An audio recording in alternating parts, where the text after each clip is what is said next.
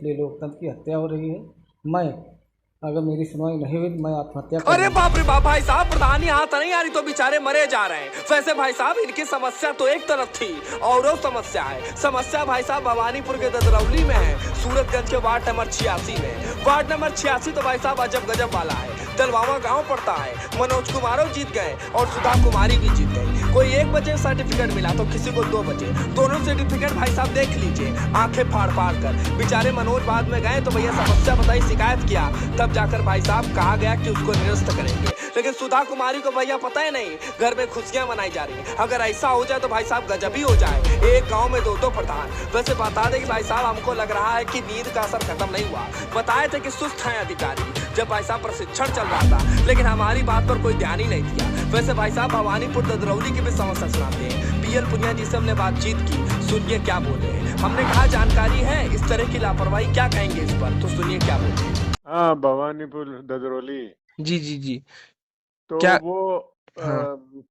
जो जिला अध्यक्ष हैं हमारे मोहसिन भाई, जी जी जी। वो पूरे डिटेल में बताए थे हमको जी जी जी। और फिर मौके पे भी बात की सबसे। जी। तो कल गिनती होने के बाद उन्हें जो इरफान है, अब बेचारे इरफान को क्या पता था कि पल भर में भाई साहब गेट पर पुलिस आ जाएगी, ठकठकाएगी और दोपहर को उठा ले जाएगी। वैसे भाई साहब यही नहीं, पुनिया जी इतने बड़े नेता है प्रदेश स्तर के, साथ में प्रशासनिक अधिकारी भी रह चुके हैं, बड़ी बड़ी सरकारें चला चुके हैं। ऐसे भाई साहब इनको अधिकारियों से बातचीत करनी पड़ी, सुनिए क्या बोले। जी जी। उसको सर्टिफिकेट मिल गया, वो घर चले आए, सेलिब्रेट किया, सब पूरा अच्छा हुआ। आज दोपहर में वो पुलिस आई, उनके हिसाब नहीं, आप अपना जो प्रमाण पत्र है वो लेकर थाने चलिए जी।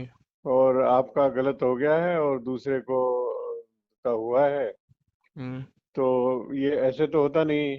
जी। मैंने डीएम से बात करने की कोशिश की, डीएम का नहीं मिला और जी। फिर मुझे रिटर्निंग ऑफिसर से का ही नंबर दे दिया जिसने किया है। तो उनसे मैंने बात की जी। तो उन्होंने कहा गलती हो गई थी। मैंने कहा भी गलती हो गई थी, ये नियम समझिए कि जब सर्टिफिकेट दे दिया जाए, देने के बाद रिटर्निंग ऑफिसर का रोल खत्म हो जाता है जी। और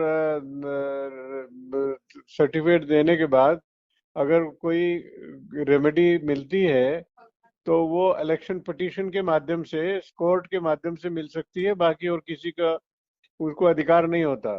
आप ये नहीं है कि सर्टिफिकेट दिया और वो ले लिया और दूसरे को दे दिया, फिर ये तो सिलसिला कभी रुक ही नहीं सकता। तो ये यही बात हुई और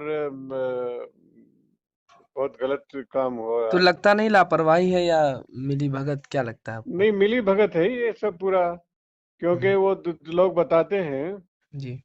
कि दूसरा पक्ष दबंग है, वो जाके पहुंच गए वहां पर रिटर्निंग ऑफिसर उनके यहाँ जी। और उन्होंने कहा कि साहब ये गलत हो गया और ये हो गया।